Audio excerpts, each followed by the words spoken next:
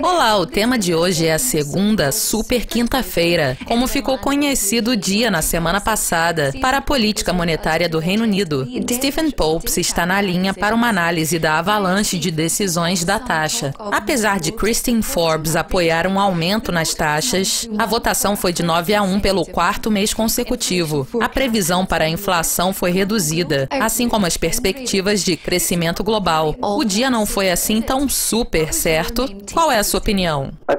Eu acho que o Banco da Inglaterra, como muitos outros, reconheceu que o ambiente de baixas taxas de juros e de afrouxamento não refletiu em um crescimento robusto como esperávamos.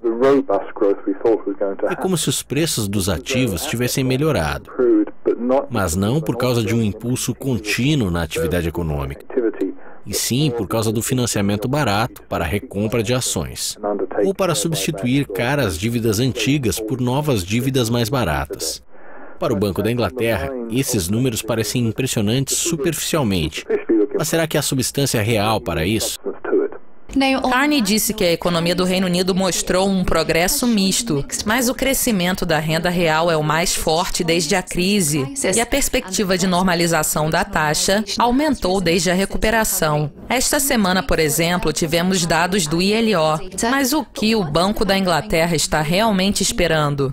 Nós estamos em uma situação em que a principal preocupação de muitos bancos centrais é naturalmente a economia doméstica. Entretanto, nesse mundo muito aberto, eles precisam levar em conta o que está acontecendo em seus principais parceiros comerciais. Os números do PMI que temos visto recentemente subiram para cerca de 44,9. Isso indica um bom crescimento em relação aos números dos últimos 2 anos.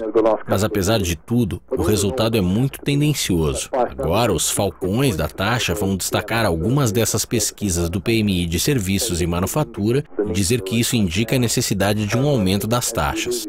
Entretanto, como você disse, o cenário inflacionário é tão fraco no Reino Unido e em todo o mundo que eu acredito que eles manterão as taxas por agora. Eu também duvido que o Banco da Inglaterra vá agir antes do Fed. O Comitê de Política Monetária não está preocupado com a perda de credibilidade, mas quando perguntado se a divergência entre os bancos centrais era uma preocupação, o governador disse: nenhum banco central sabe o que vai fazer na próxima reunião. Você acredita que o Banco Central esteja tentando reaver o controle do mercado? Você acha que isso vai funcionar?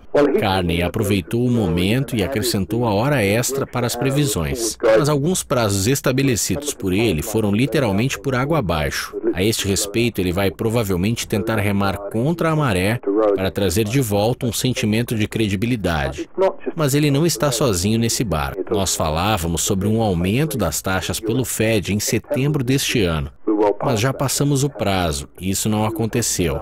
Nós também falávamos sobre as medidas do BCE, e eu acredito que muitos desses bancos centrais se tornaram conscientes de que ainda parecem estar fazendo o trabalho pesado para uma morna recuperação econômica global. Eles têm monitorado com muito cuidado o que acontece com o Banco Central da China, porque sua política terá um efeito significativo sobre a economia chinesa e ditará o humor do sentimento do mercado. Eu acredito que eles estejam tentando deixar esse território de taxas a zero, ao qual nos tornamos tão acostumados, sem desestabilizar a fragilidade dos preços dos ativos que tem melhorado até agora. Os bancos centrais estão progredindo cautelosamente em direção a uma melhor estrutura de taxas, pelo menos nos Estados Unidos e no Reino Unido.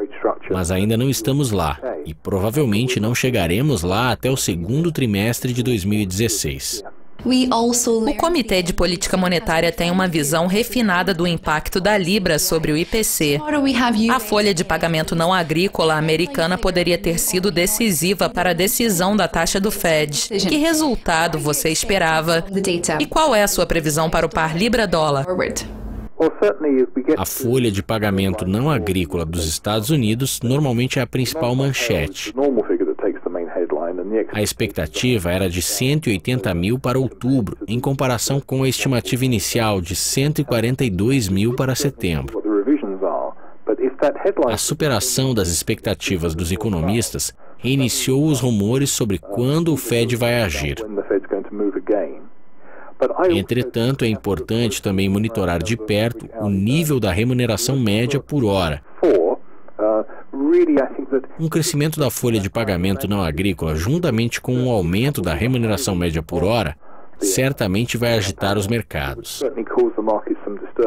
Minha posição é longa no dólar diante de todas as outras moedas. Na libra, contra todas as moedas, com exceção ao dólar. Minha posição também é longa. Na maioria das vezes, os sinais técnicos para o par libra-dólar indicam venda.